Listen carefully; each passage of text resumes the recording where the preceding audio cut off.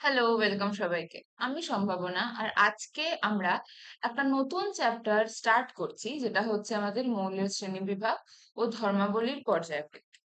ঠিক আছে, এটা খুব ইম্পর্ট্যান্ট চ্যাপ্টার এই কারণেই, কারণ এই চ্যাপ্টারটা যদি আমাদের ভালো মতো করে করা থাকে, তাহলে এরপরে S block elements, P block elements, এই যে চ্যাপ্টার গুলো আসবে, এই চ্যাপ্টার গুলো করতে আমাদের অতটা কিন্তু প্রবলেম হবে না। কারণ যদি আমরা অ্যাটলিস্ট বেসিকটা আমরা বুঝে যাই যে মৌলগুলোর মধ্যে যে পর্যায়বৃত্তি বা ধর্মাবলীর পর্যায়বৃত্তি, কিভাবে আমরা শ্রেণী বিভাগ করছি, এই জিনিসগুলো যদি আমাদের কাছে একটু ক্লিয়ার হয়ে যায়, তাহলে ওই চ্যাপ্টার গুলোর ক্ষেত্রে আমাদের কিন্তু অতটা প্রবলেম হবে না। ঠিক আছে, তো চলো স্টার্ট করি। করার আগেই আমি বলে রাখি যে তোমরা আমাদের যে চ্যানেলটা, সেই চ্যানেলটাকে সাবস্ক্রাইব করে রাখবে, যাতে যে কোনো ধরনের নোটিফিকেশন আপডেট তোমরা যেন খুব ইজিলি পেয়ে যেতে পারো। ঠিক আছে, তো চলো স্টার্ট করি। তো আজকে আমরা যেটা করবো সেটা হচ্ছে আমাদের পর্যায় সারণী। তো পর্যায় সারণী আমরা কি বলছি? দেখো, আমাদের যে পৃথিবীতে পৃথিবীতে যে বিভিন্ন ধরনের মৌল আছে, যে বিভিন্ন ধরনের এলিমেন্ট আছে, তো সেই যে সমস্ত এলিমেন্ট গুলো, এই সমস্ত এলিমেন্ট গুলোকে আমাদের এক জায়গায় করে রাখার একটা প্রয়োজন মনে হলো। যে যারা বিজ্ঞানীরা ছিলেন, তারা মনে করলেন যে এই যে এতগুলো সব এলিমেন্ট আছে, এই এলিমেন্ট গুলোতে কি কি এলিমেন্ট আছে, কাদের কাদের মধ্যে ধর্মের কিছু কিছু এলিমেন্টের মধ্যে আমরা ধর্মের কিছু সাদৃশ্য দেখতে পাচ্ছি। তো এটা ওনাদের মনে হলো যে এই যে ধর্মের সাদৃশ্য দেখা যাচ্ছে কিছু এলিমেন্টের ক্ষেত্রে, এই যে সাদৃশ্যগুলো, এগুলো কি কোনো একটা বিশেষ ধর্মের উপরে দেখা যাচ্ছে, নাকি এটার মধ্যে মানে জাস্ট এটা খালি এমনি কোইন্সিডেন্স, নাকি এটা কোন একটা বিশেষ ধর্মের ভিত্তিতে এই জিনিসটাকে আমরা হচ্ছে পাচ্ছি। তো বেসিক ব্যাপার যেটা, যে এই যে এতগুলো এলিমেন্ট আছে, এই এলিমেন্ট গুলোকে একটু প্রপারলি একটা জায়গায় রাখা, যেখান থেকে আমরা প্রত্যেকটা এলিমেন্ট জানতে পারবো, এই জিনিসটার কিন্তু তোমার একটা দরকার অনুভূত হচ্ছিল। যার জন্যই কি হলো, যার জন্য এই যে সমস্ত এলিমেন্ট গুলো, এই এলিমেন্ট গুলোকে একটা তোমার পর্যায়ক্রমিক ভাবে একটা ঠিকঠাক একটা সুসংবদ্ধ জায়গায় আনার জন্য যে হচ্ছে তোমার চেষ্টাটা করা, সেটার জন্যই কিন্তু আমরা যে পিরিয়ডিক টেবিল বা পর্যায় সারণী, সেটা হচ্ছে পাচ্ছি। অনেক বিজ্ঞানীরা অনেক ভাবে এই যে তোমার কেন কিছু কিছু ক্ষেত্রে কিছু মৌলের মধ্যে তোমার সাদৃশ্য দেখা যাচ্ছে তোমার ধর্মের মধ্যে, এই জিনিসটার যখন কোয়েশ্চেন আসছে, তো সেটাকে ব্যাখ্যা করার জন্য অনেক বিজ্ঞানী অনেক ট্রাই করেছে। ঠিক আছে, বহু এক্সপেরিমেন্ট এই জিনিসটার উপরে চলেছিল, কিন্তু সব ক্ষেত্রে এই জিনিসটা কিন্তু সেভাবে ফলপ্রসূ হচ্ছিল না। তারপরে কি হলো, তারপরে এলো হচ্ছে মেন্ডেল। মেন্ডেলিফ একজন বিজ্ঞানী, যিনি কি করলেন, তিনি তার পিরিয়ডিক লটা আমাদের সবার সামনে এনে দিলেন। মেন্ডেলিফ কি বলেন, এর আগে যারা বিজ্ঞানীরা ছিলেন, তারা বিভিন্ন ভাবে তাদের যে মতামত, সেই মতামত দেওয়ার চেষ্টা করছিলেন যে কিরকম করে এই আমরা ভাগটাকে মৌলদের মধ্যে করতে পারি। তখন মেন্ডেলিফ এসে কি বললেন, মেন্ডেলিফ এসে কি বললেন যে আমাদের এই যে এলিমেন্ট গুলো, এই এলিমেন্ট গুলোকে যদি আমরা এই এলিমেন্ট গুলোকে যদি আমরা ক্রমবর্ধমান,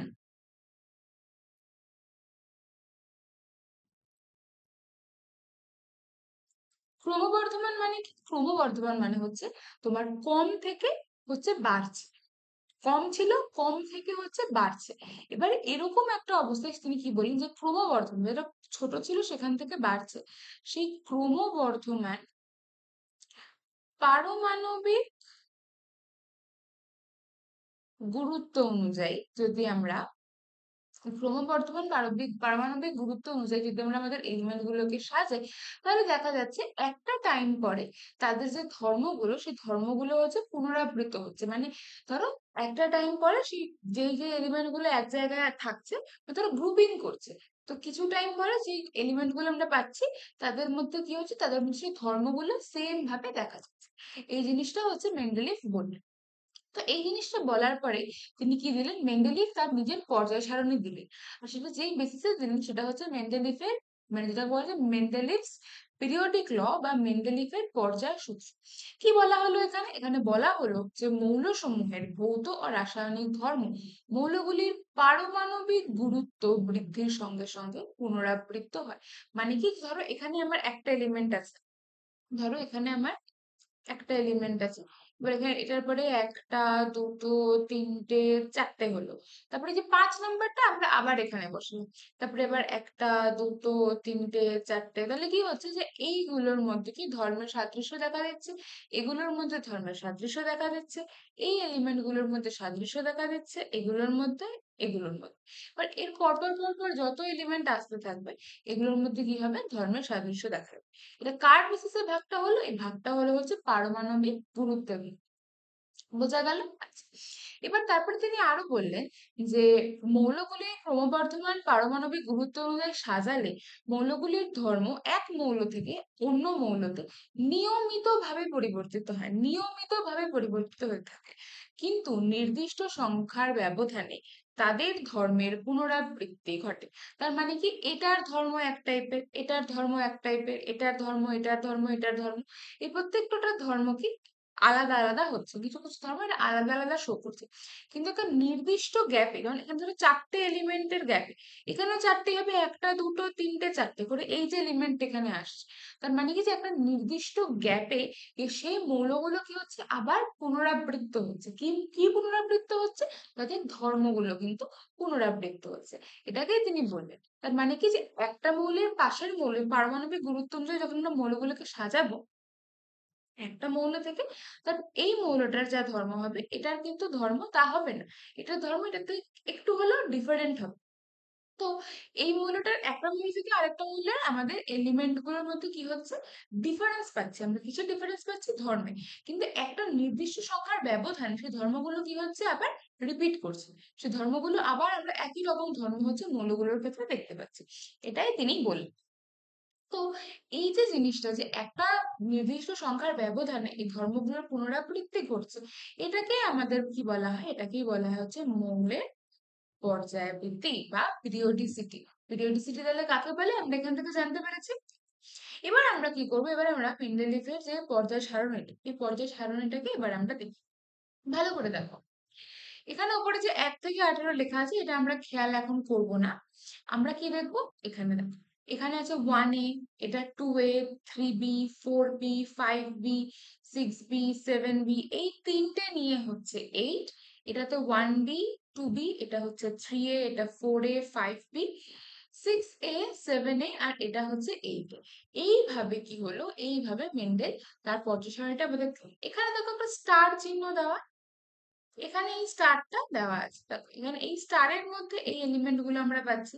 এখানে একটা কি বলতো ট্রায়াঙ্গেল করা আছে, ট্রায়াঙ্গেলের এলিমেন্ট গুলো আমরা এখানে পাচ্ছি। ঠিক আছে, এইভাবে মেন্ডেলিভ কি করলেন, মেন্ডেলিভ তার পর্যায় সারণীটা বা পিরিয়ডিক টেবিল আমাদের সামনে এনে রাখেন। ঠিক আছে, এবার এই যে পিরিয়ডিক টেবিলটা আমরা দেখতে পাচ্ছি, এটা তো একটা ব্যাখ্যা আমাদেরকে করতে হবে, তাই না? এবার আমরা সেই ব্যাখ্যাটা দেখব।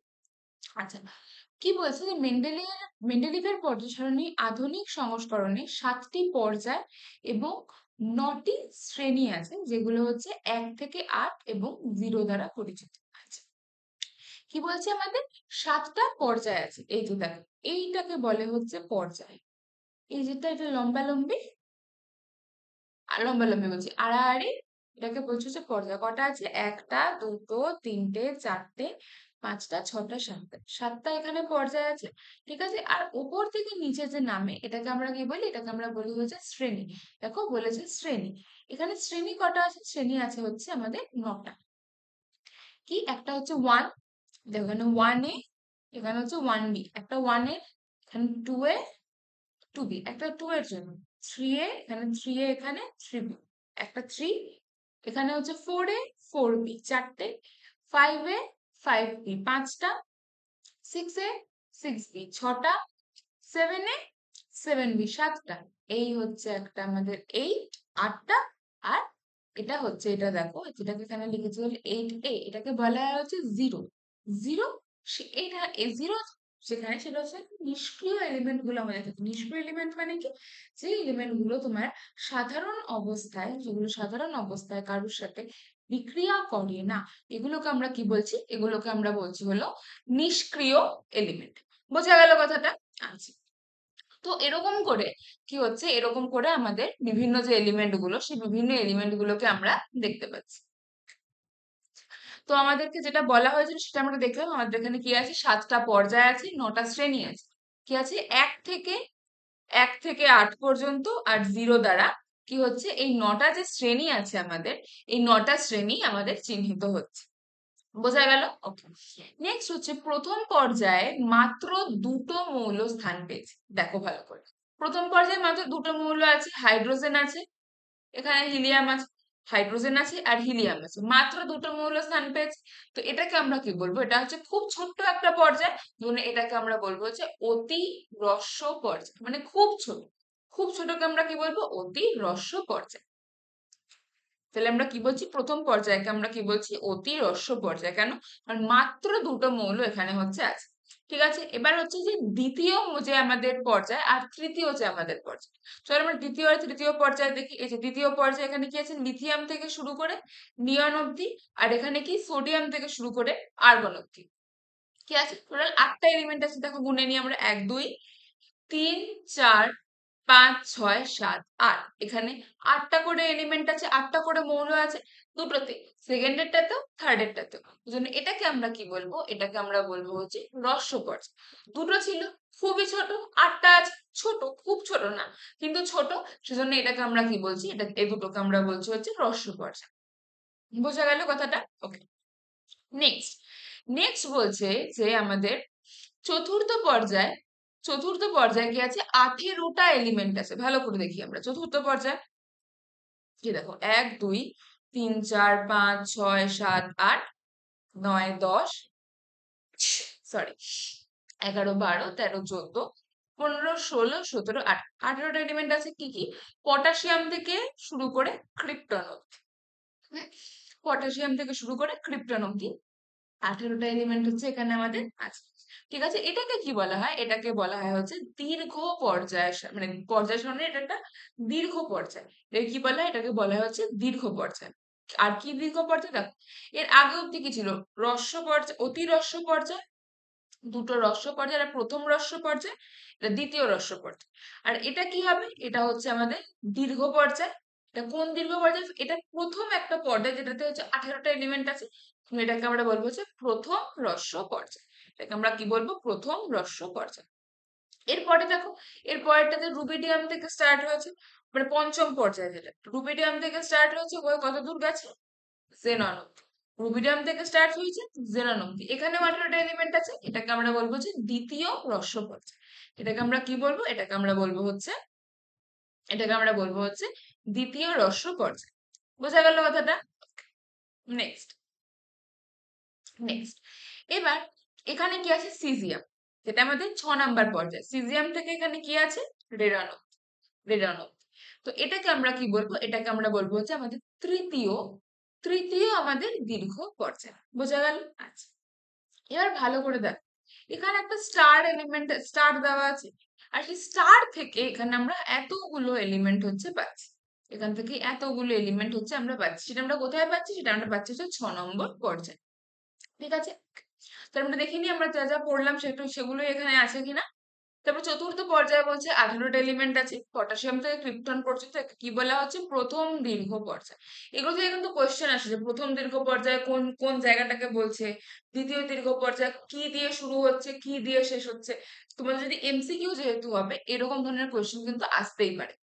আচ্ছা, এবার বলছি পঞ্চম পর্যায়ে আমাদের 18টা এলিমেন্ট আছে। আমরা দেখলাম পঞ্চম পর্যায়ে 18টা আছে, কি কি, রুবিডিয়াম থেকে, রুবিডিয়াম থেকে জেনন অব্দি। তাই দেখলাম, এটাকে আমরা কি বলবো, এটাকে আমরা বলবো হচ্ছে দ্বিতীয় হ্রস্ব পর্যায়। বোঝা গেল? এবার দেখো যে আমাদের যে এই যে ষষ্ঠ পর্যায়, এটা এটা খুব ইম্পর্টেন্ট। ষষ্ঠ পর্যায় সিজিএম থেকে শুরু শুরু হচ্ছে, এখানে রেডন অব্দি যাচ্ছে, তাই তো, সিডিয়াম থেকে শুরু হচ্ছে, রেডন অব্দি যাচ্ছে। কিন্তু এখানে দেখো, তাহলে আমরা কি দেখতে পাবো এখানে, যে এখানে তো তাহলে এখানেও 18টা এলিমেন্ট হবে, কারণ এই তিনটে সেমই আছে, কিন্তু এখানে একটা স্টার দেওয়া, স্টার দিয়ে সেই স্টারটা এখানে খোলা আছে, যেখানে কতগুলো এলিমেন্ট আছে, একটা দুটো তিনটে চারটে পাঁচটা ছটা সাতটা আটটা নটা 10টা 11 12 13 14 15।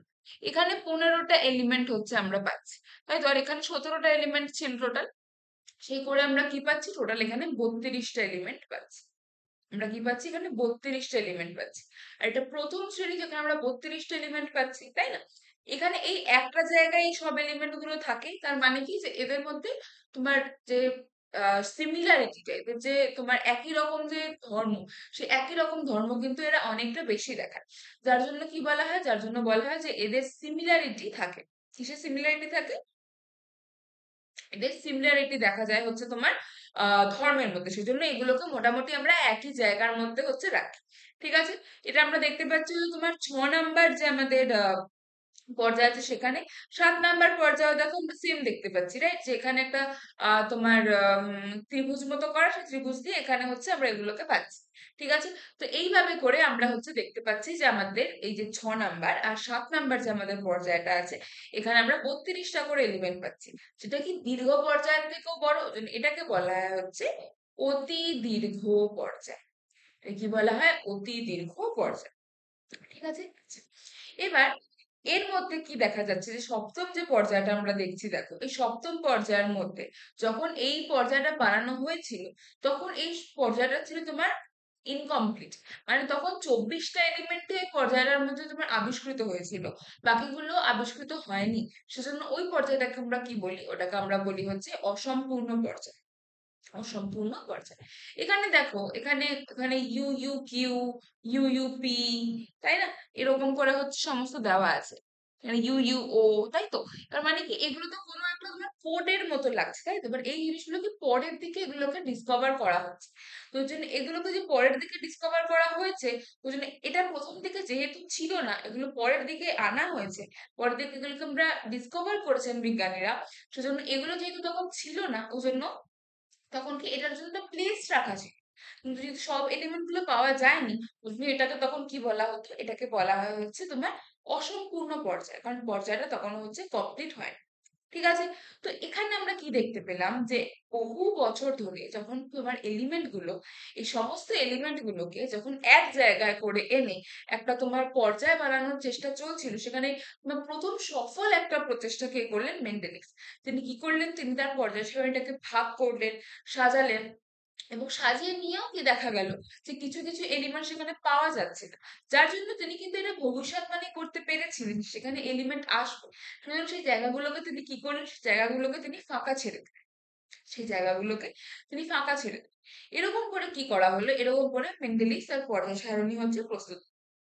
ঠিক আছে, তো এতগুলো প্রচেষ্টার পরে এই যে পর্যায় সারণীটা তৈরি হলো, এটার কিন্তু একটা মানে বিরাট ভ্যালু আছে, একটা বিরাট গুরুত্ব আছে, তাই না? তো সেই জন্য এখন এই যে পর্যায় সারণীটা আমরা পেলাম, এটার বিভিন্ন ধরনের ইম্পর্টেন্স এখন আমাদের কি করতে হবে? এটার বিভিন্ন ধরনের ইম্পর্টেন্স আমাদেরকে জানতে হবে। বোঝা গেল? ওকে। তো এটার ইম্পর্টেন্স গুলো কি কি? যে মেন্ডেলিভ সর্বপ্রথম মৌলসমূহের ধর্মভিত্তিক শ্রেণীবিভাগ করে। এর আগে বিভিন্ন ভাবে মৌলগুলোকে শ্রেণীবিভাগ করার চেষ্টা করা হয়েছিল, কিন্তু মেন্ডেলিভ কি করে? তিনি মৌলগুলোকে ধর্মভিত্তিক ভাবে হচ্ছে তোমার শ্রেণীবিভাগ করার চেষ্টা করেন, যেটাই হচ্ছে ফার্স্ট ধর্মভিত্তিক শ্রেণীবিভাগ, সর্বপ্রথম। বোঝা গেল? আর কি, এটা আমি একটু আগে বললাম, সেই মৌলগুলো অনাবিষ্কৃত ছিল, তাদের জন্য তিনি তাদের ভবিষ্যৎবাণী করেছিলেন যে এই যে মৌলগুলো, এই মৌলগুলো আবিষ্কার হবে, এবং তার জন্য তিনি জায়গাও ছেড়েছিলেন। যিনি তার পর্যায় সারণীতে যে মৌলগুলো তিনি মানে তখন, যেহেতু তখনও সায়েন্স অতটা ডেভেলপ করেনি, জন্য সমস্ত এলিমেন্ট গুলো তখনও খোঁজা যায়নি, কিন্তু তিনি তাদের জন্য ভবিষ্যৎবাণী করেছিলেন। ভবিষ্যৎবাণী করে তিনি কি করেছিলেন? তিনি সেখানে সেই এলিমেন্ট গুলোর জন্য জায়গা কিন্তু ফাঁকা রেখে দিয়েছে। বোঝা গেল কথাটা? ওকে। এবার যে কোনো একটা প্রচেষ্টাই কিন্তু তোমার সম্পূর্ণরূপে তোমার কি হবে না? ঠিক হয় না। কিছু কিছু একটা ফল্ট তার মধ্যে বা কিছু জিনিস ইমপ্রুভমেন্টের কিন্তু প্রত্যেকটা অ্যাসপেক্টেই থেকে যায়। কোনো জিনিসকে আমরা পারফেক্ট বলতে পারি না, তাই না? কোনো জিনিসকে আমরা পারফেক্ট বলতে পারি না। প্রত্যেকটা জিনিসের মধ্যে একটা না একটা স্কোপ থাকে ইমপ্রুভমেন্ট, রাইট? তো এরপরে আমরা কিছু জিনিস দেখবো যেটাকে বলে হচ্ছে তোমার মানে বুকিশ ডেসক্রিপশনে যেটাকে আমরা ফল্ট বলি, কিন্তু সেটাকে ফল্ট হিসেবে ধরাটা অ্যাজ এ স্টুডেন্ট আমাদের ঠিক হবে না। এই কারণে, কারণ বিভিন্ন জায়গায় তোমরা লাইফে দেখবে যে তোমরা অনেক স্থানে তোমাদের মনে হবে যে না, এই জিনিসটা হচ্ছে না, এই জিনিসটাতে যেরকম করে চেয়েছিলাম সেটা হচ্ছে না। সেই জিনিসটা কিন্তু ফল্ট, সেটা হচ্ছে শেখার চেষ্টা। মানে তোমার পারফেকশন আসতেই থাকবে, আসতেই থাকবে। কোনো জিনিসে কিন্তু পারফেক্ট হতে গেলে মানে তোমার ধরো মানে পারফেক্ট হওয়া কিন্তু নিয়ারলি ইম্পসিবল। মানে ধরো এতদূর হয়ে গেল, আচ্ছা ঠিক আছে, এর থেকে এইটা যদি বেটার করতাম তাহলে হয়তো বেটার। ওটা বেটার করলাম। তারপরে মনে হবে যদি এতদূর যদি অ্যাচিভ করেই ফেলেছি, যদি এই জিনিসটা বেটার করতে পারতাম তাহলে আর একটু বেটার হতো, তাই না? তো নিজের মধ্যে এই জিনিসটা কিন্তু আমাদের অনেক সময় আসে। ওই জন্য যেই জিনিসটার মধ্যে কিছু ভুল সেটাকে আমরা ফল্ট না বলে আমরা কি বলতে পারি, আমরা বলতে পারি যে সেখান থেকে নতুন কিছু আমাদের, নতুন কিছু জানার বা শেখার, বা নতুন কিছু আমাদের কি করে জিনিসটাকে আমরা আরো বেটার করতে পারবো, এটার চেষ্টাটা। ঠিক আছে, কিন্তু আমাদেরকে পরীক্ষা সেন্ট্রিক ভাবে যদি আমরা পড়াশোনা যেহেতু আমরা কিছু কিছু ক্ষেত্রে করছি, সেক্ষেত্রে আমাদের কি জানতে হবে যে মেন্টালিটির এই যে পর্যায় সারণী, এই পর্যায় সারণীতে আমাদের কি কি ফল্ট থেকে গেছে, কি কি জিনিস আমাদের এমন আছে যে জিনিসগুলোকে হচ্ছে আমাদের পরে আরো রেকটিফাই করার প্রয়োজন আছে। তো এই ফল্ট গুলোই হচ্ছে আমরা, ওকে। তো ফার্স্ট ফল্ট যেটা, যে সমধর্মী মৌলগুলি ভিন্ন গ্রুপে ও ভিন্নধর্মী মৌলগুলিকে একই গ্রুপে অবস্থিত। মেন্ডেলিভের যে পর্যায় সারণী, এই পর্যায় সারণীটা পরে স্টাডি করতে গিয়ে দেখা গেল যে কিছু কিছু ক্ষেত্রে কিছু কিছু মৌল আছে যে ধর্ম সেম, তাদের সেম ধর্ম হচ্ছে, কিন্তু তাদেরকে হচ্ছে ভিন্ন গ্রুপে রাখা, তাদেরকে ভিন্ন গ্রুপে রাখা। আবার কিছু এমন এলিমেন্ট পাওয়া গেল যে যাদের ধর্মগুলো ডিফারেন্ট, আলাদা আলাদা ধর্ম, কিন্তু তাদের কি হচ্ছে একই জায়গায় রাখা হচ্ছে, একই জায়গায় রাখা হচ্ছে। তখন কোয়েশ্চেন আসছে যে এই জিনিসটা কেন হচ্ছে, এই যে বিভিন্ন ধরনের যে আমাদের এলিমেন্ট গুলোকে রাখা হলো, এর মধ্যে কিছু কিছু ক্ষেত্রে দেখা যাচ্ছে যে তোমার ওরা সেম প্রপার্টি শো করছে কিন্তু তারা আলাদা আলাদা ভাবে আছে। আবার কিছু কিছু ক্ষেত্রে দেখা গেল যে তারা আলাদা প্রপার্টি শো করছে কিন্তু একই ভাবে আছে। তো এই ক্ষেত্রে তাদের মধ্যে এই এই জায়গাটাতে একটা ফল্টের সৃষ্টি হলো, বা যেখানে আমাদের আরো রেকটিফিকেশন, আরো ক্ল্যারিটির দরকার হবে বলে বিজ্ঞানীদের মনে হয়। নেক্সট নেক্সট বলছে, আবার কিছু ক্ষেত্রে রাসায়নিক ধর্মের যথেষ্ট সাদৃশ্য না থাকা সত্ত্বেও এমনকি সম্পূর্ণ ভিন্ন ধর্মের মৌলগুলিকে একই গ্রুপে রাখা হয়। যেমন লিথিয়াম, সোডিয়াম, পটাশিয়াম প্রভৃতি তীব্র ক্ষারধর্মী সক্রিয় ধাতুর সঙ্গে কপার, সিলভার, গোল্ড প্রভৃতি মুদ্রা ধাতুকে একই গ্রুপের অন্তর্ভুক্ত করা হয়েছে। ভালো করে দেখো, এই যে এটা হচ্ছে 1A। এর মধ্যে কি আছে, হাইড্রোজেন আছে, লিথিয়াম, সোডিয়াম, পটাশিয়াম, এগুলো কি, এগুলো হচ্ছে তোমার তীব্র ক্ষার ধাতু। দেখো এখানে লিখেছে এগুলো কি, এগুলো হচ্ছে, এগুলো হচ্ছে তীব্র ক্ষার ধর্মী সক্রিয় ধাতু। এগুলো 1A ছিল।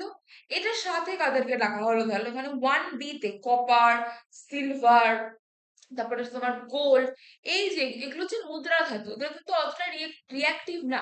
যার জন্য কি হয়, কপার, তারপর তোমার গোল্ড আর সিলভার, গোল্ড আর সিলভারকে কিন্তু আমরা প্রকৃতিতে তোমার এমনি অবস্থাতেই পাই। ঠিক আছে, কেন? কারণ ওরা কিন্তু অতটা সক্রিয় না। তো আমরা এখানে 1A তে আমরা সক্রিয় ক্ষারধর্মী ধাতু রাখছি, আর এখানে গ্রুপ 1B তে, মানে গ্রুপ 1A তে আমরা সক্রিয় ক্ষারধর্মী ধাতু রাখছি, আর 1B তে আমরা কি করছি, 1B তে আমরা হচ্ছে মুদ্রা ধাতু রাখছি, এগুলো অতটা রিয়াক্টিভ না। তাহলে এই জায়গাতে এটা একটা তোমার কনফিউশনের সৃষ্টি করছে যে কেন এই জিনিসগুলোকে আমরা একই গ্রুপে রাখছি, যখন এদের মধ্যে তোমার যে ধর্ম, সেই ধর্মটা কিন্তু সেম হচ্ছে, তাই না? তো এই জিনিসটা দেখা গেল যে যেটা নিয়ে আমাদের একটা ফল্টের সৃষ্টি করছে, তার মানে কি এখান থেকে আমাদের ক্ল্যারিটির একটা অভাব দেখা দিল। থার্ড যেটা বলা হচ্ছে, পারমাণবিক ওজন ভিন্ন হওয়া সত্ত্বেও একই মৌলের সমস্ত আইসোটোপ গুলিকে একই স্থানে, একই পর্যায়ে, একই গ্রুপে রাখা হয়েছে। আমাদের বিভিন্ন যে এলিমেন্ট গুলো আছে, কিছু কিছু এলিমেন্টের আমাদের আইসোটোপ আছে, তাই না? এবার আইসোটোপ গুলোর ক্ষেত্রে কি হয়, আইসোটোপ গুলোর ক্ষেত্রে আমাদের পারমাণবিক ওজন যেটা, পারমাণবিক ওজনটা কি হয়, ডিফারেন্ট হয়, তাই না? পারমাণবিক ওজনটা আমাদের ডিফারেন্ট হয়। এবার এই যে পারমাণবিক ওজনের ডিফারেন্ট হওয়া সত্ত্বেও আমরা কি পারমাণবিক গুরুত্ব অনুযায়ী সাজাচ্ছি আমাদের এলিমেন্ট গুলোকে, কিন্তু এই পারমাণবিক ওজনটা ভিন্ন হওয়া সত্ত্বেও আমরা কি করলাম, আমরা যে আইসোটোপ গুলো একটা এলিমেন্টের, সেগুলোকে একই গ্রুপে একই পর্যায়ে রাখি। তো এই জিনিসটার মধ্যে একটা ফল্টের সৃষ্টি করছে, তাই না? যদি আমাদের কোয়েশ্চেন আসছে কি কি ফল্ট আমরা দেখতে পাচ্ছি, ফল্ট গুলো বলো, বলে নিয়ে আমাদের যদি লেখা থাকে তখন সেখান থেকে আমাদের কোনটা ফল্ট বা কোনটা ফল্ট না, সেটা কিন্তু জানার জন্য আমাদের ফল্ট গুলোকে ভালো মতো করে জানতে হবে। ঠিক আছে, এবার পর্যায় সারণীর, মেন্ডেলিফের পর্যায় সারণীর মেন যেটা একটা বিরাট বড় ফল্ট যেটাকে বলা হয়, সেটা হচ্ছে কি আমাদের হাইড্রোজেনের অবস্থা, হাইড্রোজেন স্পেস বা হাইড্রোজেনের অবস্থা। আচ্ছা, হাইড্রোজেন একটা খুবই তোমার কন্ট্রোভার্সিয়াল এলিমেন্ট, হাইড্রোজেনকে একটা খুব কন্ট্রোভার্সিয়াল এলিমেন্ট। এবার হাইড্রোজেনকে আমরা পিরিয়ডিক টেবিলে কোথায় রাখবো, কোথায় রাখবো সেই জিনিসটা নিয়ে কিন্তু তোমার খুব একটা ডিবেটের মধ্যে দিয়ে বিজ্ঞানীদেরকে যেতে হয়েছিল। যেমন কি, আমাদের এখানে ভালো করে দেখো আমরা হাইড্রোজেনকে কোথায় রাখছি, হাইড্রোজেনকে আমরা রাখছি 1a তে। ঠিক আছে, কিন্তু হাইড্রোজেনের কিছু কিছু ধর্ম দেখা যায়, এই ধর্মগুলো আমাদের কি হচ্ছে 7a, যেটা যেটা 7a, এই এলিমেন্ট গুলো যেগুলোকে আমরা হচ্ছে হ্যালোজেন বলে থাকি, এই হ্যালোজেনের সাথে কিন্তু আমাদের হাইড্রোজেন কিছু ধর্মের মিল দেখা থাকে। মানে হাইড্রোজেনের কিছু ধর্ম দেখা গেল যেগুলো হচ্ছে 1a এর সাথে তার সাদৃশ্য পাওয়া যাচ্ছে বা সামঞ্জস্য পাওয়া যাচ্ছে।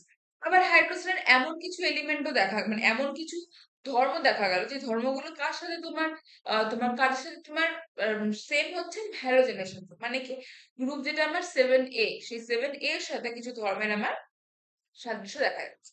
তো এই জন্য হাইড্রোজেনকে কোথায় রাখা হবে, হাইড্রোজেনকে কি 1a তে রাখা হবে নাকি 7a তে রাখা, এই জিনিসটা নিয়ে কিন্তু একটা বিরাট তোমার বিতর্ক দেখা যায়। সেজন্য হাইড্রোজেনকে বলা হয় হচ্ছে তোমার একটা বিতর্কমূলক অবস্থান। হাইড্রোজেনকে কি বলা হয়, হাইড্রোজেন পর্যায়সারণীতে হাইড্রোজেনের বিতর্কমূলক অবস্থান। ঠিক আছে, এবার এই যে একটা এলিমেন্টকে আমরা কোথায় রাখবো, সেটা যদি আমরা ঠিকঠাক মতো করে ডিসাইড করতে না পারি, তাহলে সেটা সেটা একটা ফল্ট হিসেবে ধরা দিচ্ছে, তাই না? এবার দেখা গেল কি যে 1a এর যে ধাতুগুলো আছে, সেই 1a ধাতুগুলোর মতো আমাদের হাইড্রোজেন কি দেখাচ্ছে, তাদের মতো রাসায়নিক সক্রিয়তা দেখাচ্ছে, একক যোজ্যতা দেখাচ্ছে। হাইড্রোজেন যোজ্যতা কত হচ্ছে A1, আর ওই 1 এর বাকি আর যে এলিমেন্ট গুলো, তাদের যোজ্যতা কত হচ্ছে 1 হচ্ছে। আর কি, হাইড্রোজেন খুব তড়িৎ ধনাত্মক, আর হাইড্রোজেন সেই তড়িৎ ধনাত্মকতা দেখাচ্ছে ওই 1a এলিমেন্টের বাকি বাকি যে সমস্ত তোমার এলিমেন্ট গুলো আছে তাদের। তো সেই 1a তে রাখার জন্য আমাদের কিছু ধরনের সিমিলারিটি লাগবে, যেখান থেকে আমরা কি কি পেলাম, রাসায়নিক সক্রিয়তা, একক যোজ্যতা আর তড়িৎ ধনাত্মকতা। এই জিনিসগুলো কি হলো হাইড্রোজেনের, আমরা কমন পেলাম হাইড্রোজেনের সাথে 1a। এছাড়া কি হলো যে আমাদের গ্রুপ 7b, যেটা গ্রুপ 7b আছে কেন এখানে, জাস্ট আ মিনিট,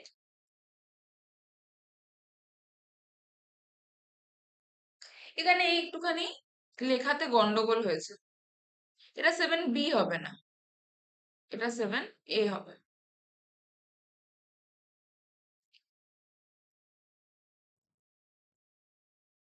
গ্রুপ 7 এর যে হ্যালোজেন এলিমেন্ট গুলো আমাদের আছে, এই হ্যালোজেন এলিমেন্ট গুলোর মতন, হ্যালোজেনের মতন কি হয়, আমাদের হাইড্রোজেনটা কি হয়, অধাতব হয়।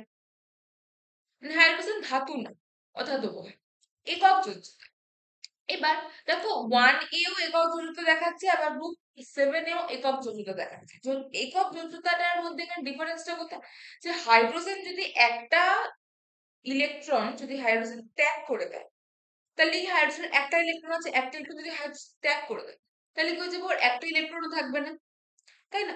এবার গ্রুপ 1 এর যে বাকি এলিমেন্ট গুলো, ওরা কি করে, ওরা একটা ইলেকট্রন ত্যাগ করে নিষ্ক্রিয় গ্যাসের মতো ইলেকট্রন বিন্যাস লাভের জন্য। নিষ্ক্রিয় গ্যাসগুলো আমরা কি বলেছি, নিষ্ক্রিয় গ্যাস হচ্ছে যেই গ্যাসগুলো তোমার বিক্রিয়ায় অংশগ্রহণ করে না, তারা স্টেবল। ঠিক আছে, আর আমরা কি জানি যে আমাদের যত রিয়াকশন যা কিছু আমরা করছি, সেটা আমরা কেন করছি, স্টেবিলিটি লাভের জন্য। প্রত্যেকটা এলিমেন্ট স্টেবল হতে চায়। আমরা যে পড়াশোনা করছি, আমরা এত কিছু করছি, আমরা লোকজন চাকরির পরীক্ষা দিচ্ছে, এত পড়াশোনা করছি, কেন করছি, কারণ আমরা নিজেদের লাইফে স্টেবল হতে চাই। আমরা কি হতে চাই, স্টেবল হতে চাই। বাট এই যে এলিমেন্ট গুলো, এই এলিমেন্ট গুলো কেন বিক্রিয়া করছে, এলিমেন্ট গুলো কেন হচ্ছে এত সক্রিয় দেখাচ্ছে, কারণ ওরাও নিজেদের লাইফে স্টেবল হচ্ছে। ঠিক আছে, এবার নিষ্ক্রিয় গ্যাস যে এলিমেন্ট গুলো, সেই নিষ্ক্রিয় গ্যাস গুলো হচ্ছে স্টেবল। তো ওরা হচ্ছে, তারা যে বলে না আইডল, আমি ওর মতন হতে চাই, তো বাকি সব এলিমেন্ট গুলোর মধ্যে নিষ্ক্রিয় গ্যাস গুলো হচ্ছে আইডল, যে প্রত্যেকটা এলিমেন্ট নিষ্ক্রিয় গ্যাসের মতো স্টেবিলিটি লাভ করতে চায়। বোঝা গেল? এইবার কি হচ্ছে, যে গ্রুপ 1a তে যে এলিমেন্ট গুলো, ওরা কি করে, ওরা একটা ইলেকট্রন ছেড়ে দেয়। একটা ইলেকট্রন ছেড়ে দিলে ওরা নিষ্ক্রিয় গ্যাসের মতো ইলেকট্রন বিন্যাস লাভ করতে পারে। ঠিক আছে, যার জন্য কি হয়, ওরা স্টেবিলিটি লাভ করে। সেজন্য ওরা একটা ইলেকট্রন ছেড়ে দেয়। হাইড্রোজেনের একটাই ইলেকট্রন থাকে, আর ও একটা ইলেকট্রন যদি ছেড়ে দেয়, তাহলে ওর কোনো ইলেকট্রন নেই। তাহলে সেজন্য হাইড্রোজেন ওদের মতো কি হয়, +1 যোজ্যতা দেখায়, যেই বেসিসে হচ্ছে একটা ইলেকট্রন ছেড়ে দেয়।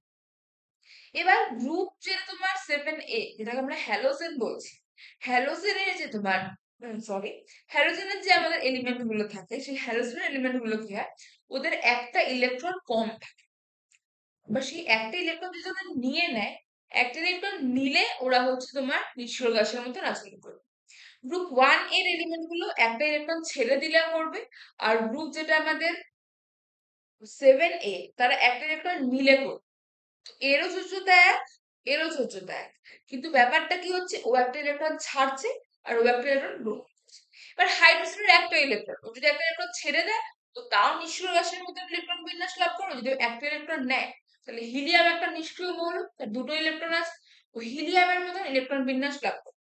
তার মানে কি, যে ও ওই ক্ষেত্রেও ওদের মতন যোজ্যতা দেখাতে পারে, ও এই ক্ষেত্রে এদের মতন যোজ্যতাও দেখাতে পারে। বোঝা গেল কথাটা? এবার এটা কি, তারপরে হচ্ছে এই এই জন্য এই একক যোজ্যতাটাও দেখাতে পারছে। নেক্সট কি, স্বাভাবিক উষ্ণতা ও চাপে গ্যাসীয় অবস্থায় থাকা। এবার হ্যালাইড গুলোর মধ্যে একটা করে ধর্ম দেখা যায়, যে হ্যালাইড গুলো সাধারণ উষ্ণতায় আর চাপে কি থাকে, ওগুলো হচ্ছে তোমার গ্যাসীয় অবস্থায় থাকে। এবার হাইড্রোজেন কি হয়, হাইড মানে তোমার হাইড্রাইডের যে যৌগগুলো তৈরি হয়, সেই হাইড্রাইডের যৌগগুলো কি হয়, তোমার সেই সেম তোমার যে প্রপার্টি, সেই সেম প্রপার্টি হচ্ছে শো করে। যার জন্য দেখা যায় গেল কি, যে এই যে আমাদের হাইড্রোজেনের প্লেসটাকে ডিটারমাইন করা, সেটা কিন্তু খুব টাফ হয়ে গেল। কেন? কারণ হাইড্রোজেন গ্রুপ 1 এর সাথেও এর অনেক তোমার সিমিলারিটি আছে ধর্মের, আর গ্রুপ 7 এর সাথেও এর অনেক সিমিলারিটি আছে ধর্মে। যার জন্য কি হলো, যে হাইড্রোজেনের প্লেসটা ডিটারমাইন করাটা, এটা কিন্তু একটা বিরাট ফল্ট হিসেবে ধরা দিল তোমার মেন্ডেলের পর্যায়ে, মেন্ডেলিফের পর্যায়ে সারণী। বোঝা গেল? আচ্ছা। এবার আমরা কি বললাম, যখন আমরা কোনো একটা কিছুর ফল্ট দেখছি, যখন আমরা দেখছি জিনিসটা না এটা ঠিক হচ্ছে না, তখন আমরা কি করার চেষ্টা করি, জিনিসটাকে আমরা রেকটিফাই করার চেষ্টা করি, তাই না? জিনিসটাকে আমরা ঠিক করার চেষ্টা করি। যখন পরীক্ষায় আমরা কম নাম্বার পাই, তখন আমরা কি করি, যে না কোন জায়গাটায় আমাদের ভুল হয়েছে, সেই জায়গাটাকে আমাদের রেকটিফাই করতে হবে। সেই রেকটিফাই করার জন্য সেই জায়গাগুলোকে আমরা আরেকবার দেখি। আমরা যে জায়গাগুলো আমাদের মনে হয় বেটার করে পড়তে হয়, ভালো করে পড়তে হবে, সেটা আমরা ভালো মতন করে পড়ি, তাই না? তো সেজন্য কি, যে বিজ্ঞানীরা তখন দেখলেন যে এই যে জায়গাগুলো যেখান থেকে আমাদের একটা তোমার প্রবলেম দেখা দিচ্ছে, এই প্রবলেম গুলোকে দূর করার জন্য বিজ্ঞানীরা কি করলেন, বিজ্ঞানীরা স্টাডি করলেন, করে নিয়ে এগুলো থেকে দূর করার জন্য একটা বেটার সলিউশন, একটা বেটার পিরিয়ডিক টেবিল প্রস্তুত করার চেষ্টা করলেন। যেখান থেকে কি আসলো, যেখান থেকে আসলো হচ্ছে আমাদের আধুনিক পর্যায় সারণী। মেন্ডেলিফের যেই তিনি কনসেপ্টটা দিয়েছিলেন, সেখান থেকে কিছু ফল্ট দেখা দিল, আর যে ফল্ট গুলোকে রেকটিফাই করে বিজ্ঞানীরা কি পেলেন, বিজ্ঞানীরা পেলেন হচ্ছে আধুনিক পর্যায় সারণী। ঠিক আছে, এই আধুনিক পর্যায় সারণীতে কি আছে, এই আধুনিক পর্যায় সারণীতে দেখো, আমাদের ফার্স্ট যখন আমরা পড়েছিলাম মেন্ডেলের পর্যায় সারণী, যেখানে কি 1a, তারপরে এক জায়গায় 2a, 2b এরকম করে ছিল। কিন্তু এখানে দেখো প্রত্যেকটা যে শ্রেণী, প্রত্যেকটা শ্রেণীকে একটা করে নাম্বার দেওয়া আছে। এই শ্রেণীটা হচ্ছে 1, এটা হচ্ছে 2, 3, 4, 5, 6, 7, 8, 9, 10, 11, 12, 13, 14, 15, 16, 17, 18, এরকম করে 18টা হচ্ছে ভাগ করা। তো আধুনিক পর্যায় সারণীতে আমরা কি দেখতে পেলাম, 18টা আমরা শ্রেণী দেখতে পেলাম। আর পর্যায় কটা আছে, 7টাই। দেখো, একটা, দুটো, তিনটে, দাগ পড়ে গেছে, 1 মিনিট, তিনটে হলো, চারটে, পাঁচটা, ভালো করে দেখো, একটা, দুটো, তিনটে, চারটে, পাঁচটা, ছটা, সাতটা। তাহলে আমরা কি পেলাম, আমরা পেলাম হচ্ছে 18টা শ্রেণী আর 7টা পর্যায়। ঠিক আছে, তো চলো এবার আমরা দেখি যে আমাদের আধুনিক পর্যায় সারণী কি কি আমরা ক্যারেক্টারিস্টিক্স, কি কি আমরা বৈশিষ্ট্য দেখতে পাচ্ছি। ফার্স্টেই বলেছে যে আধুনিক পর্যায় সূত্রের সঙ্গে সঙ্গতি রেখে মৌলের পরমাণুর ইলেকট্রন বিন্যাসের ভিত্তিতে রচিত পর্যায় সারণীকে বলা হয় আধুনিক পর্যায় সারণী বা দীর্ঘ পর্যায় সারণী। এটা খুব ইম্পর্টেন্ট। পরমাণু ইলেকট্রন বিন্যাসের ভিত্তিতে রচিত পর্যায় সারণীকে কি বলা হয়, আধুনিক বা দীর্ঘ পর্যায় সারণী। মেন্ডেলের পর্যায় সারণীতে, মেন্ডেলিফের পর্যায় সারণীতে আমরা কি করেছিলাম, মেন্ডেলিফের পর্যায় সারণীতে আমরা পারমাণবিক গুরুত্বের ভিত্তিতে হচ্ছে আমাদের এলিমেন্ট গুলোকে সাজানো হয়েছে। কিন্তু এক্ষেত্রে দীর্ঘ পর্যায় সারণীতে বা আধুনিক পর্যায় সারণীতে আমরা কি করলাম, আধুনিক পর্যায় সারণীতে এগুলোকে কি করা হয়, এগুলোকে হচ্ছে তোমার পরমাণুর ইলেকট্রন বিন্যাসের ভিত্তিতে হচ্ছে রচনা করা হবে। যার জন্য দেখা যাবে কি পরবর্তীকালে আমরা দেখতে পাবো যেখান থেকে অনেক প্রবলেম, যেগুলো মেন্টাল হেলথের পর্যায় সারণীতে আমরা ফেস করছিলাম, তো বিভিন্ন ধরনের প্রবলেম কিন্তু এক্ষেত্রে দূর করা সম্ভব। বোঝা গেল? আচ্ছা, এবার কি দেখা যাচ্ছে যে এই পর্যায়ে যেটা, এই পর্যায়ে 7টা পর্যায় আছে আর 18টা গ্রুপ আছে। দেখেছি আমরা এটা? Okay.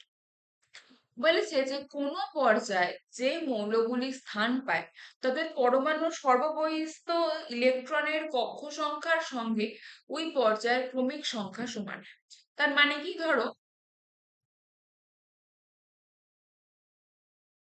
এই যে এলিমেন্ট গুলো, এই যে এখানে, এটাকে আমরা কি বলছি, এটাকে আমরা বলছি হলো তোমার গ্রুপ 1।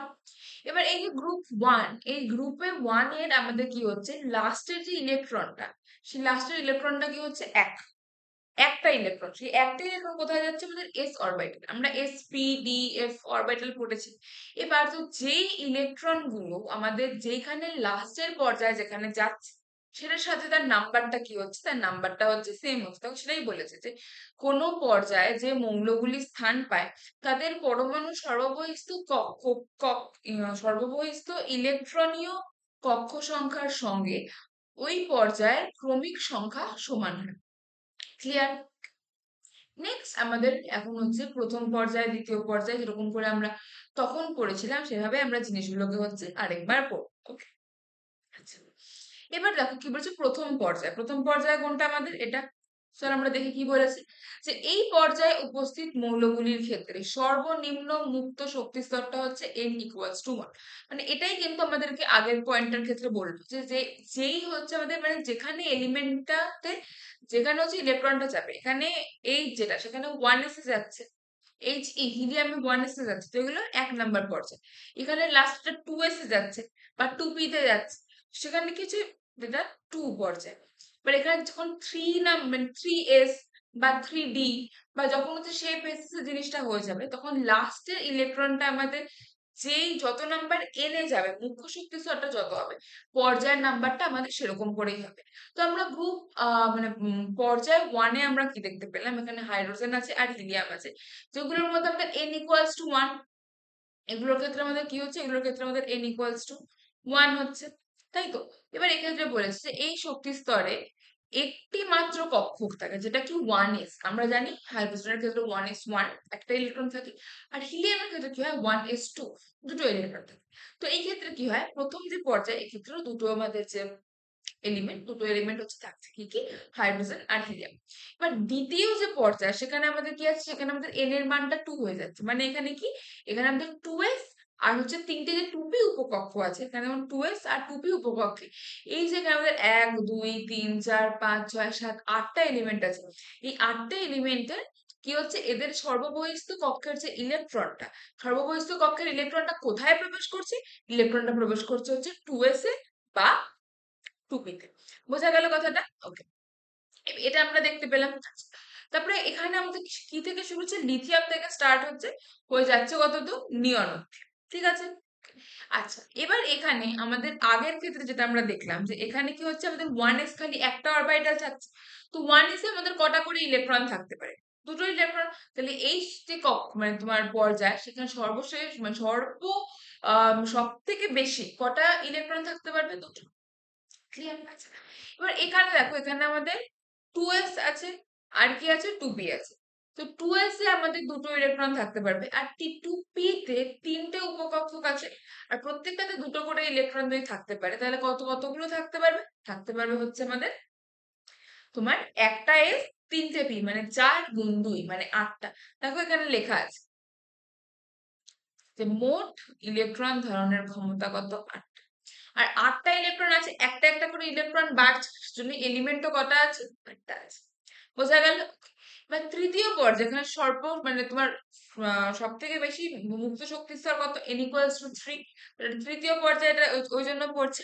আচ্ছা, এখানে কি আছে, 3s আছে আর 3p আছে আর 5টা 3d আছে। ঠিক আছে?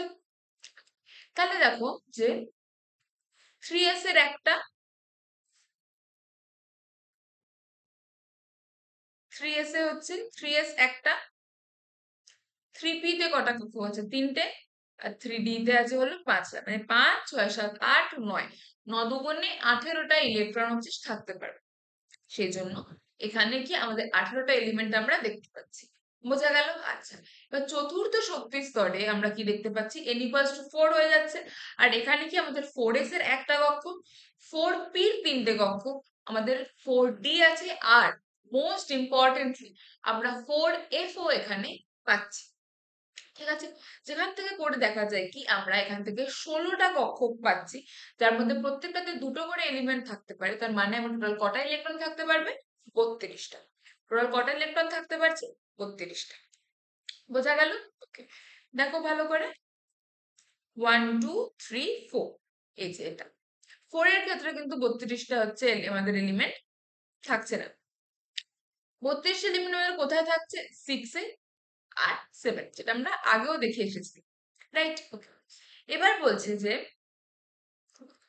পঞ্চম পর্যায়, এই পর্যায়ে শুরু হয় হচ্ছে n=5 এর পূর্ণতা দিয়ে, যেখানে হচ্ছে কি থাকে, 4s থাকে, আর এখানে যেটা থাকে 4d 5p উপকক্ষের অন্তর্গত যে আমাদের কক্ষগুলি, তার সমন্বয়ে ইলেকট্রন, এদের ক্রমান্বয়ে ইলেকট্রন প্রবেশ করতে থাকে। তারপর আমরা পাচ্ছি হচ্ছে ষষ্ঠ আর সপ্তম। ষষ্ঠতে আমরা পাচ্ছি হচ্ছে 32টা এলিমেন্ট, সপ্তমে আমরা পাচ্ছি হচ্ছে 32টা এলিমেন্ট। কিন্তু আমরা বলেছি তখনও পর্যন্ত 24টা এলিমেন্ট হচ্ছে, মানে 28টা এলিমেন্ট, পরবর্তীকালে 24টা 28টা এলিমেন্ট কি হয়েছিল এখানে আহ অনাবিষ্কৃত ছিল, আবিষ্কার হয়নি। সেজন্য মানে 24টা মানে যেহেতু খালি 28টা এলিমেন্ট এখানে, এর মধ্যে 28টা এলিমেন্ট আবিষ্কৃত হয়নি বলেছে, সরি, 28টা এলিমেন্ট আবিষ্কৃত হয়েছিল, বাকিগুলো আবিষ্কার হয়নি। সেজন্য এটাকে আমরা কি বলি? এটাকে আমরা বলি হচ্ছে অসম্পূর্ণ পর্যায়। এটাকে কি বলা হয়? এটাকে বলা হয় হচ্ছে একটা অসম্পূর্ণ পর্যায়। বোঝা গেল কথাটা? ওকে, আচ্ছা, তো এরকম করে আমরা পর্যায়গুলোর ভাগটা হচ্ছে তোমার দেখতে পেলে। আচ্ছা, এবার আমরা যে তোমার এর আগে মেন্ডেলিফের পর্যায় সারণী পড়লাম। মেন্ডেলিফের পর্যায় সারণী পড়ে সেখান থেকে আমরা তার ইম্পর্টেন্স দেখেছিলাম। সেই ইম্পর্টেন্স থেকে আমরা কিছু এখানে ফল্টও দেখেছিলাম, মানে কি কি জায়গা হচ্ছে, যে জায়গাগুলোতে হচ্ছে আমাদের তোমার ডিফারেন্স দেখা দিচ্ছে, যেখান থেকে তোমার জিনিসগুলো মিলছে না, জিনিসগুলো খাপছাড়া হয়ে যাচ্ছে, ভালো হচ্ছে না জিনিসগুলো। আর এই যে জিনিসগুলো, সেগুলোকে আমরা বলেছিলাম ফল্টস। যেই ফল্টস এর উপরে বেস করেই আমরা কি করলাম, আমরা আমাদের আধুনিক পর্যায় সারণী তৈরি করলাম, সেই যাতে সেই যে জিনিসগুলো যেগুলো কভার করা যাচ্ছিল না মেন্ডেলিফের পর্যায় সারণীতে, সেই জিনিসগুলো যাতে আমরা কভার করতে পারি। ঠিক আছে, এবার এবার যখন আধুনিক পর্যায় সারণীটা তৈরি আমাদের হলো, এখন আমাদের এটা দেখতে হবে যে এই পর্যায় সারণীতে আমাদের কি কি অ্যাসপেক্ট কভার হচ্ছে, আমরা কি কি এখানে করতে পারছি, কোন কোন জিনিসগুলো আমাদের এখান থেকে ঠিকঠাক মতন করে হচ্ছে। তো এখন আমরা কি করব, এখন আমরা দেখবো হচ্ছে আমাদের ইম্পর্টেন্স, কার ইম্পর্টেন্স, আধুনিক পর্যায় সারণী। এখানে বলেছে প্রতিটি গ্রুপের মৌলগুলির যোজ্যতা কক্ষের ইলেকট্রন বিন্যাস একই রকমের, এর ফলে প্রতি গ্রুপের মৌলগুলির রাসায়নিক ধর্ম সমজাতীয় হয়। তাই মৌলগুলির রাসায়নিক ধর্ম ব্যাখ্যা করতে এই সারণীটি অধিক কার্যকর। মানে কি, এই যে তোমার এই যে একটা গ্রুপ, ধরো আমরা যদি গ্রুপ এর এই গ্রুপটাকে ধরি, তাহলে এই গ্রুপ এ যে এর প্রত্যেক কটা যে এলিমেন্ট, তার প্রত্যেক কটা এলিমেন্টের লাস্টের যে ইলেকট্রনটা, সেটা কি হচ্ছে, সেটা একটা এস উপকক্ষে প্রবেশ করছে। সেটা কি হচ্ছে S1, যে কোনো হোক। হাইড্রোজেনের ক্ষেত্রে 1s1 হচ্ছে, লিথিয়ামের ক্ষেত্রে 2s1 হচ্ছে, সোডিয়ামের ক্ষেত্রে 3s1, পটাশিয়ামের ক্ষেত্রে 4s1, রুবিডিয়ামের ক্ষেত্রে 5s1, সিজিয়ামের ক্ষেত্রে 6s1, আর ফ্রান্সিয়ামের ক্ষেত্রে 7s1। যদিও ফ্রান্সিয়ামকে আমরা অতটা ধরি না, কারণ ফ্রান্সিয়াম হচ্ছে একটা রেডিও অ্যাক্টিভ এলিমেন্ট, ওই জন্য ওটাকে আমরা অতটা পরিমাণ ধরি না। কিন্তু কি হচ্ছে, যেহেতু প্রত্যেক কটা যে আমাদের শ্রেণী আছে, গ্রুপ আছে, সেই প্রত্যেক কটা গ্রুপের লাস্ট এলিমেন্টটা যেহেতু একই রকমের একটা তোমার শেলে যাচ্ছে, সেজন্য কি হচ্ছে, তাদের মধ্যে ধর্মের যে সাদৃশ্যটা, সেই সাদৃশ্যটা মানে প্রকাশ করাটা কি হয়ে যাচ্ছে, অনেকটা ইজি হয়ে যাচ্ছে, রাইট? ওকে, নেক্সট যেটা বলছে যে এই সারণীতে মৌলগুলিকে 4টি সুস্পষ্ট ব্লকে ভাগ করা যায়। কি কি?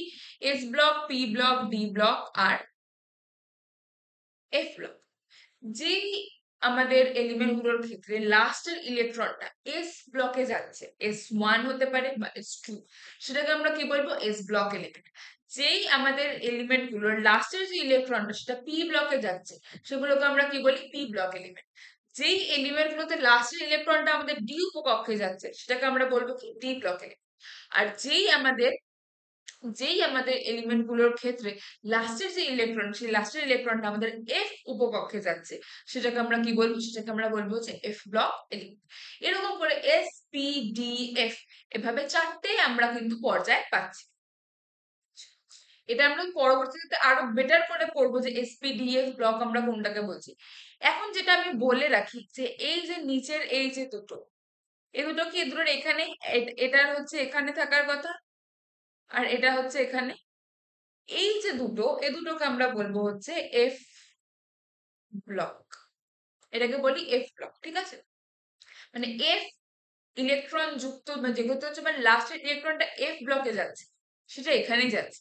এই যে ফার্স্ট এরটা, এটা হচ্ছে আমাদের 4f, আর এই সেকেন্ড এরটা, এটা হচ্ছে আমাদের 5। বোঝা গেল? ওকে, আচ্ছা, ঠিক আছে। এবার আমাদের আরেকটা যেটা জিনিস দেখা গেল, সেটা কি যে মেন্ডেলিভের পর্যায় সারণীতে বা তার আধুনিক সংস্করণে একই গ্রুপভুক্ত বিভিন্ন সাব গ্রুপে মৌলগুলির ধর্মগত মিল যৎসামান্য ছিল। দীর্ঘ পর্যায় সারণীতে এই সাব গ্রুপগুলির বিলোপ ঘটিয়ে নতুন গ্রুপের নতুন গ্রুপ হচ্ছে করা হয়েছে। যেটা আমরা ফার্স্টে বলছিলাম যে যখন আমাদের মেন্ডেলিভের পর্যায় সারণী ছিল, তো 1A তে এগুলো ছিল ক্ষার, সক্রিয় ক্ষার ধাতু, আর 1B তে ছিল হচ্ছে কপার, সিলভার, গোল্ড, এগুলো যেগুলো ছিল মুদ্রা ধাতু। কিন্তু তার মানে কি এই গ্রুপটার মধ্যে আর এই গ্রুপটার মধ্যে তোমার কোনো ধর্মের মিল পাচ্ছিল না। স্টিল ওরা কি ছিল? একই গ্রুপের মধ্যে ছিল।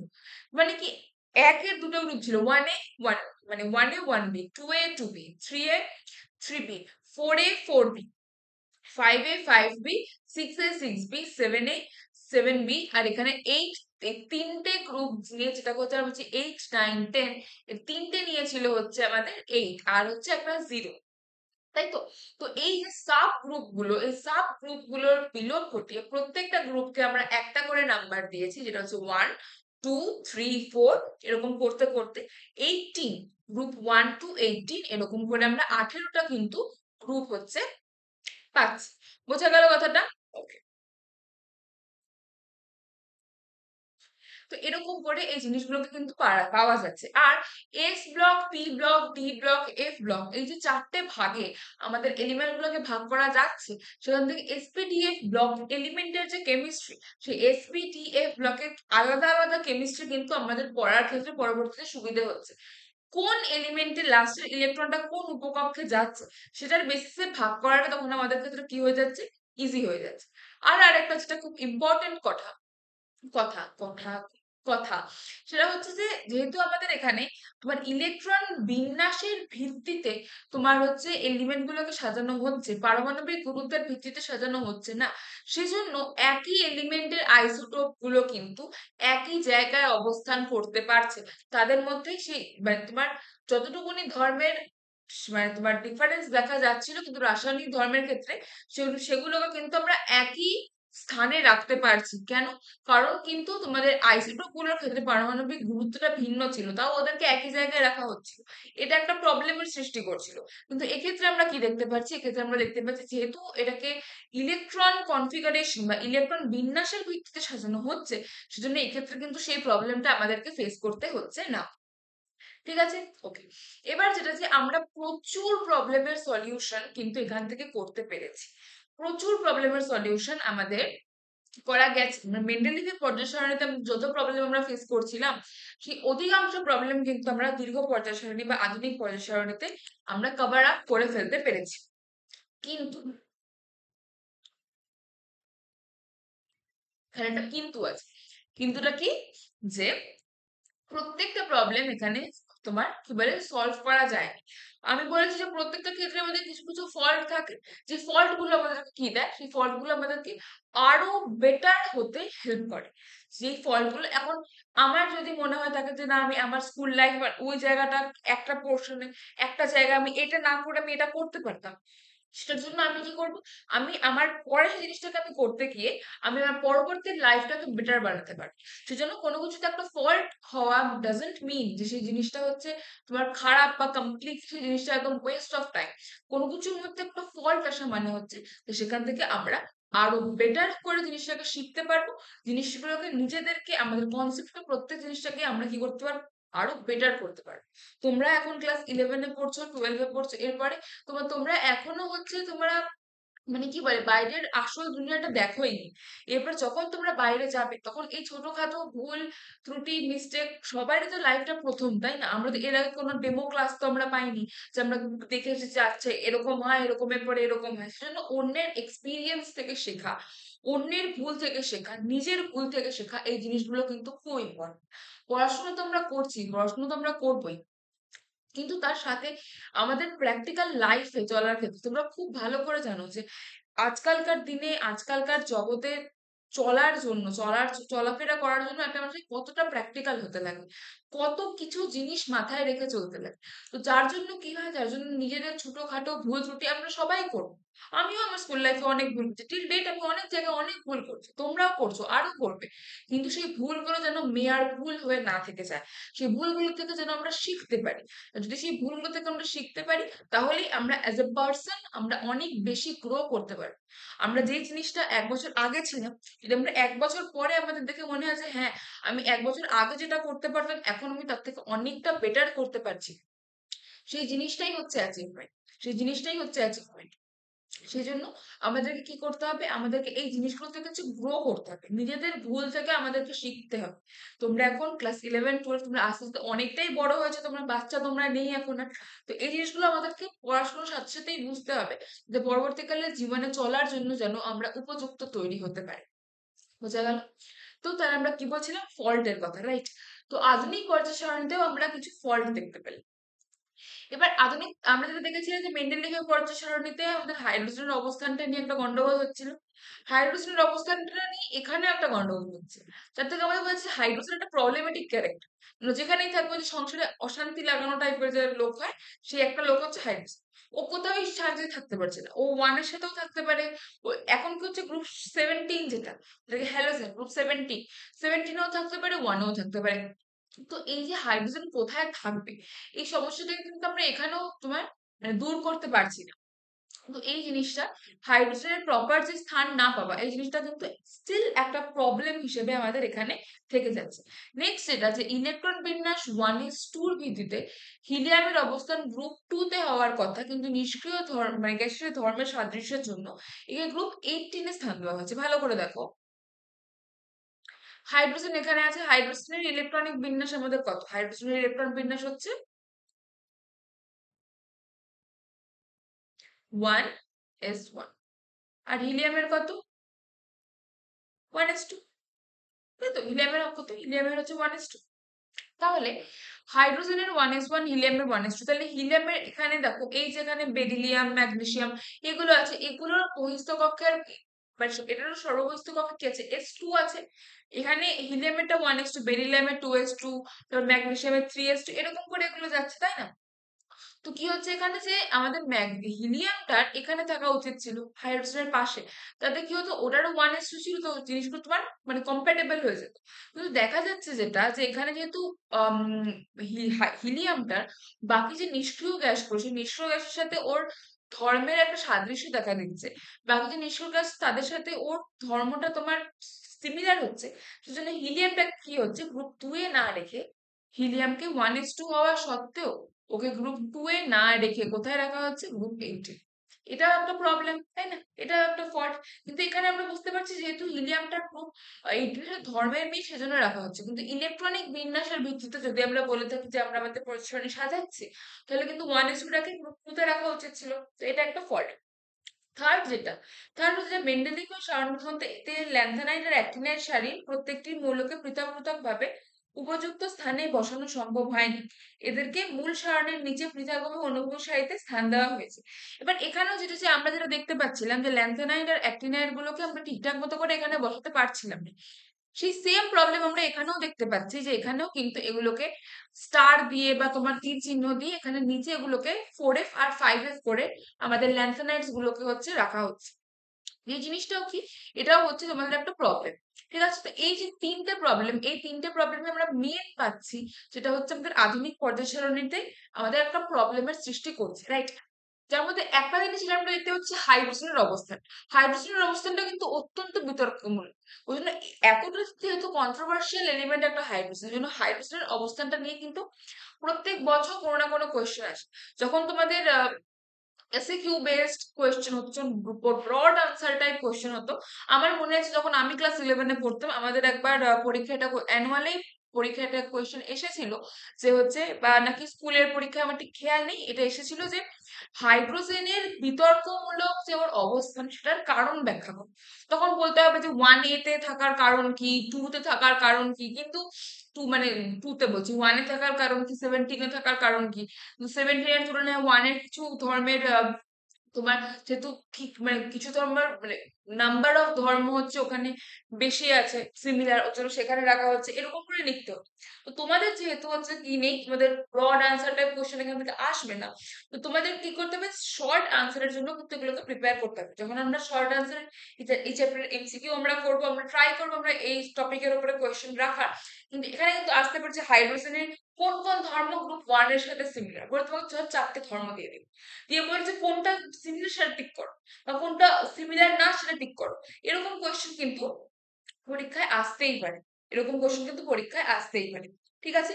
তো এইভাবে কি হলো, এইভাবে করে আমরা আমাদের যে তোমার মেন্ডেলিফের পর্যায় সারণী আর আধুনিক পর্যায় সারণী, এই দুটো জিনিসকে আমরা পড়লাম, পড়ে যেটা আমরা ধরতে পারলাম যে আমরা পর্যায় সারণীর মধ্যে আমরা কিসের পর্যায়ে দেখবো, আর মৌলগুলোর যে আমরা ধর্মাবলী দেখবো, সেই ধর্মাবলীটা আমরা কিরকম ভাবে চেঞ্জ হচ্ছে সেটা আমরা দেখবো।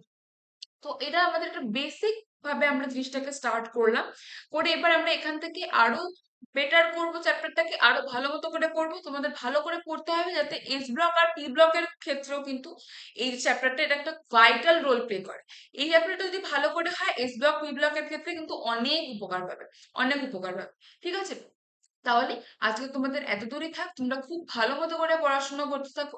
আমাদের দেখা হবে নেক্সট ক্লাস। বাই।